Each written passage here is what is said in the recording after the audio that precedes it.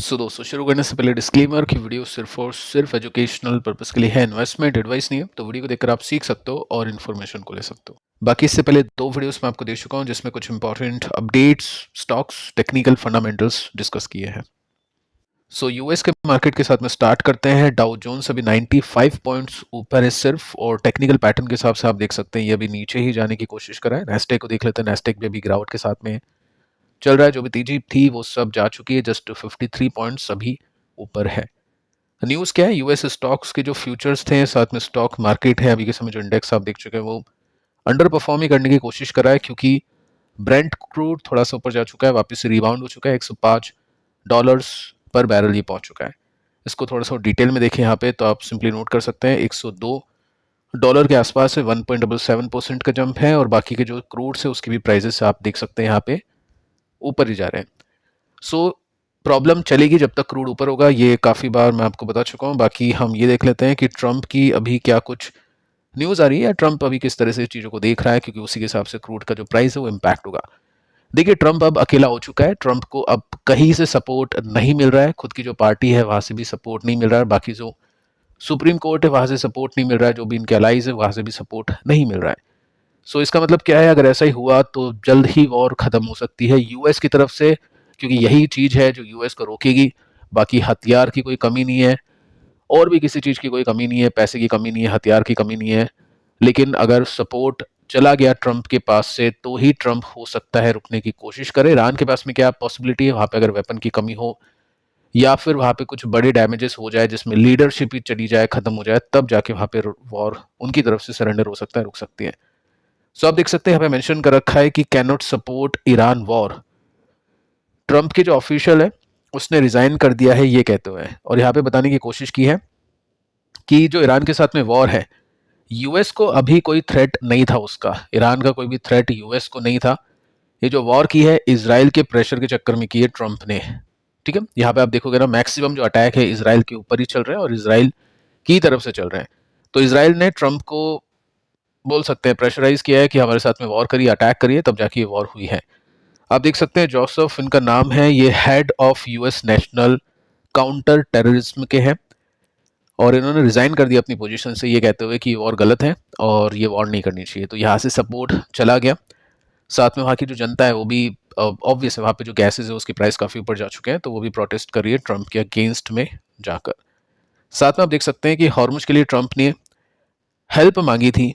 इनके जो लाइस हैं, ये जो बाकी के नेटो मेंबर्स हैं उनकी, कि आप भी हमारे साथ में वहाँ पे पहुँचो, अटैक करो, जो भी शिप के ऊपर अटैक करता है उसके ऊपर अपन अटैक करेंगे। लेकिन उन्होंने मिलिट्री एक्शन के लिए मना कर दिया। ऑब्वियस ये जो हेल्प है इतनी आसानी से या एक बात कह के नहीं होती है, क्योंकि सीधा इम्पैक्ट फिर इनको भी पड़ता है। तो इन्होंने मना कर दिया है और इसको लेकर ट्रंप नाराज हो चुके हैं। ट्रंप ने कह दिया है कि हम देते हैं आपको वार्निंग, नाटो को वार्निंग देते हैं कि आगे बहुत खराब फ्यूचर आप फेस करोगे अगर आप मेरी मदद नहीं करते हैं तो अल्टीमेटली न्यूज़ ये है कि ट्रंप के पास से अभी सपोर्ट जाना शुरू हो चुका है। देखते हैं कि यूएस वॉर को पहले रोकता है या फिर ईरान वॉर को पहले रोकता है। आपको क्या लगता है, कमेंट कर सकते हैं, या फिर आपको ऐसा लगता है कि रशिया यूक्रेन की तरह अभी तक वॉर चलेगी, सालों लग जाएगा उसके अंदर, ये भी अगर आपको लगता है तो आप कमेंट कर सकते हैं। मुझे ऐसा लग रहा है कि यूएस हटेगा इस वॉर से, लेकिन ईरान और इसराइल के बीच में ये चीज़ें लंबी खींचेगी। बाकी आपको क्या लगता है आप नीचे कमेंट करके बता सकते हैं। साथ में देखिए दोस्तों, एफआई की सिचुएशन को देखें तो आज भी नेगेटिव है, जो कि फर्स्ट वीडियो में मैंने आपको कहा था कि शॉर्ट कवरिंग है, तो आपको ये देखना होगा कि एफआई ने क्या किया। तो 5,000 करोड़ के आसपास की सेलिंग की है एफआईस ने, और इसके अगेंस्ट में डीआईस ने भी 5,000 करोड़ के आसपास की बाइंग की। एफआईस के कंपैरिजन में 500 करोड़ ज़्यादा खरीद है, लेकिन मैं आपको कल बता चुका हूँ कि एफआईस किस तरह से सेलिंग करती है, बाय करती है, डीआईएस किस तरह से करती है, जिससे डीआईएस का इम्पैक्ट होता नहीं है। डीआईएस जस्ट डिफेंसिव है, एफआईस अग्रेसिव है। यहाँ पे आज भी माल बेच रहा है और इससे ये इंडिकेशन मिलता है कि मार्केट का बॉटम अभी तक नहीं बना। अब दोस्तों आईटी कंपनी के स्टॉक्स के ऊपर आते हैं। काफ़ी सारे क्वेश्चन आ रहे हैं कि आईटी कंपनीज तो बहुत सस्ती हो चुकी हैं, क्या इसको लेना चाहिए, लेना नहीं चाहिए, या लेना चाहिए वो मैं आपको नहीं बता सकता हूँ, लेकिन आपको डेटा दे सकता हूँ जिससे आपको अपने डिसीजन लेने में आसानी होगी। आईटी स्टॉक आज के दिन 7% तक गिर गए थे। एआई डिस्ट्रप्शन की चिंता अभी के समय यहाँ पे है। ठीक है, अगर आप देखोगे तो यहाँ पे जनरेटिव एआई तो है जिसकी वजह से आईटी कंपनीज नीचे है, लेकिन एनवीडिया के सीईओ ने अब ये भी कहा है कि फिजिकल एआई भी आ चुका है। फिजिकल एआई ऑब्वियसली प्रोडक्ट हो गए, उसके अंदर रोबोट्स हो सकते हैं जो फैक्ट्रीज को ऑपरेट करेंगे या फिर कुछ और हो सकता है। सो यहाँ पे ये भी एक न्यूज़ आ रही है जिस वजह से आईटी कंपनीज को डबल मार पड़ रही है। और साथ में आप देखोगे ना तो निफ्टी आईटी की जो वैल्यूएशन अभी के समय आ चुकी है 20 के आसपास, ये 20 का पी है। निफ्टी के कंपैरिजन में महंगा है, लेकिन अगर वैल्यूएशन के चार्ट को देखें तो यहाँ पे एक सॉलिड ब्रेकडाउन निफ्टी आईटी को मिल चुका है।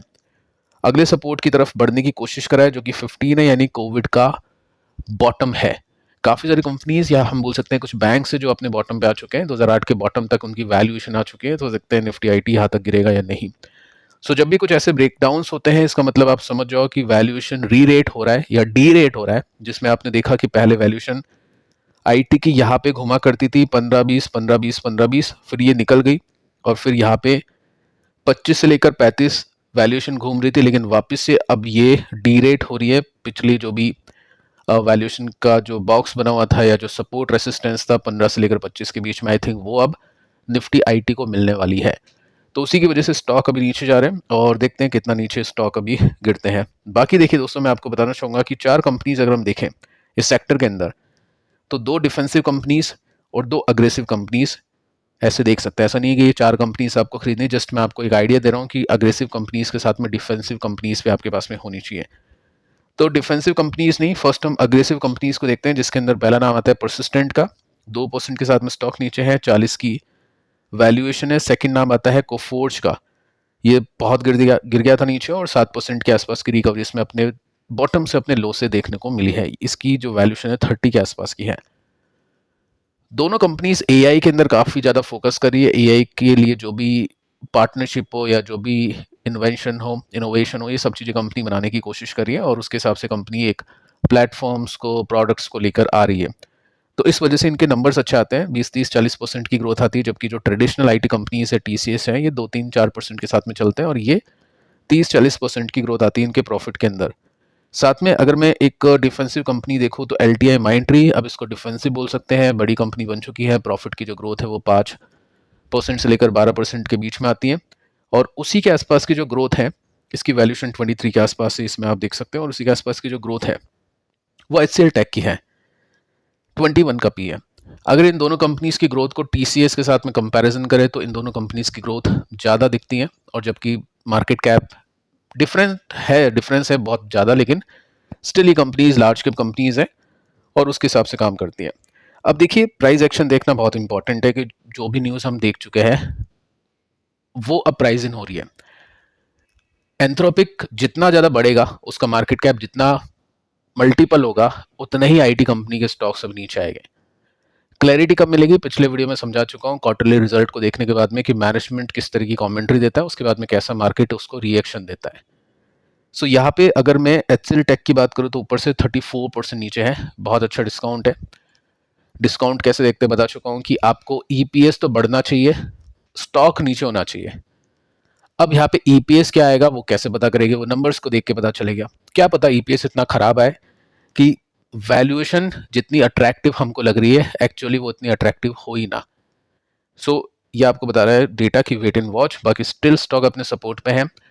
कल मैं आपको बता चुका था कि जब अभी कोई इन्वेस्टर खरीद रहा है तो उसको 2 थॉट्स अपने मन से निकालने हैं। पहला तो ये कि वो बॉटम पे खरीद रहा है, क्योंकि वो है नहीं। सेकंड कि खरीदने के बाद में स्टॉक चल जाएगा, वो भी नहीं है। क्या रीज़न है खरीदने के पीछे का, अपनी होल्डिंग्स को बढ़ाना, क्योंकि एक साथ लमसम कोई इन्वेस्टर इतना खरीद नहीं सकता है। वो धीरे धीरे पर मंथ अगर खरीदेगा तो अपनी होल्डिंग्स को वो इंक्रीज कर सकता है। सो वही थॉट प्रोसेस यहाँ पे होनी चाहिए। एलटीआई मेंट्री 44% नीचे है, सपोर्ट के आसपास आ चुका है। यहाँ पर रेसिस्टेंस पे न्यूज आई थी एंथ्रोपिक की, ऑलरेडी मैं आपको बता चुका था कि यहाँ से पहला सपोर्ट ये है, सेकंड सपोर्ट ये है, और वही अभी सिचुएशन देखने को इसमें मिल जाती है। इसके बाद में कोफोर्ज की बात करें तो ये 45% के साथ में नीचे आ चुका है, ब्रेकडाउन हो चुका है, अगले सपोर्ट की तरफ बढ़ने की कोशिश कर रहा है, यानी यहाँ से गिरावट और बाकी दिख रही है। इसके बाद में हम देखें परसिस्टेंट को तो ये भी 33% नीचे है, सपोर्ट अभी आगे बाकी है, तो इसमें भी गिरावट और बाकी दिख रही है। टोटल आईटी पैक के अंदर हमने देखा कि वैल्यूएशन डी रेट हो रही है, ब्रेकडाउन हुआ है, वापिस से पी 15-20 के आसपास पहुंचने की कोशिश कर रहा है। तो यहाँ गैप बाकी है, गिरावट इनमें बाकी है, टेक्निकली फंडामेंटली दोनों तरीके से। ठीक है, अब इसमें देखिए होता क्या है, इतने सारी कंपनी, इतने सारे स्टॉक्स है, टीसीएस इतना गिर गया, कुछ कंपनीज हो सकता है आगे और गिरे, तो क्या कर सकते हैं। देखो, इंडेक्स फंड इन्वेस्टर एक्सप्लोर कर सकता है, देख सकता है। इंडेक्स फंड क्यों? अगर इंडेक्स ऑल टाइम हाई पे है, ठीक है, तो इंडेक्स ऊपर जाने की जो कैप है या जो लिमिट है ना, वो काफी कम होती है, क्योंकि इंडेक्स को ऊपर जाने के लिए सभी कंपनीज को ऊपर जाना पड़ेगा अच्छे परसेंटेज के साथ में। तो हो सकता है कुछ कंपनी के स्टॉक अच्छा परफॉर्म करे क्योंकि उनके नंबर्स अच्छा आ रहे, जैसा कि हमने देखा कि टीसीएस इन्फोसिस की वजह से निफ्टी इंडेक्स इतना नहीं चल पाया, निफ्टी ने आईटी इंडेक्स इतना नहीं चल पाया, लेकिन ये परसिस्टेंट को फोर्स मल्टीपल हो गई, 3-3 4-4 गुना हो गई कोविड के टॉप से भी। उस टाइम के लिए वो कंपनीज अच्छी है, लेकिन अगर इंडेक्स खुद नीचे मिल रहा है अभी, तो ऑब्वियस है फिर जब रिकवरी आएगी तो इंडेक्स तो ऊपर चलेगा ही, तो उसमें इंडेक्स में फायदा होगा। बाकी यहाँ पे आप देखोगे तो निफ्टी आईटीबी यानी जो आईटी इंडेक्स है ऊपर से 40% यानी 36% के आसपास नीचे है। सो इन्वेस्टर्स अभी यहाँ पे फोकस करने की कोशिश करेंगे, और इसमें गैप अगर मैं दिखाऊं तो 14% का गैप इसमें और देखने को मिलता है। सो इंडेक्स फंड गिरावट में खरीदना मेरे हिसाब से एक स्मार्ट डिसीजन है। ऑल टाइम हाई पे खरीदना स्मार्ट डिसीजन नहीं है, क्योंकि उस समय स्टॉक्स को देखना होता है कि कौन कौन सी कंपनी के नंबर्स अच्छा थे, सिलेक्टिव होना पड़ता है कि हाँ भाई अब यहाँ से तो इन कंपनीज में ही तेजी होगी, बाकी में नहीं होगी, क्योंकि यहाँ पे नंबर्स अच्छा आ रहे हैं। सो मेरे हिसाब से इंडेक्स है उसको थोड़ा सा देखेंगे इन्वेस्टर, और देखना भी चाहिए। आईटीबीज की बात करें तो यहाँ पे आप देख सकते हैं ऑलरेडी अभी ये 36% नीचे है, और यहाँ से 14% और नीचे इसका सपोर्ट दिखाई देता है। सो फिलहाल दोस्तों इस वीडियो में इतना ही। पिछले 2 वीडियोस आप देख लेना। मिलता है नेक्स्ट वीडियो में, तब तक के लिए बाय बाय।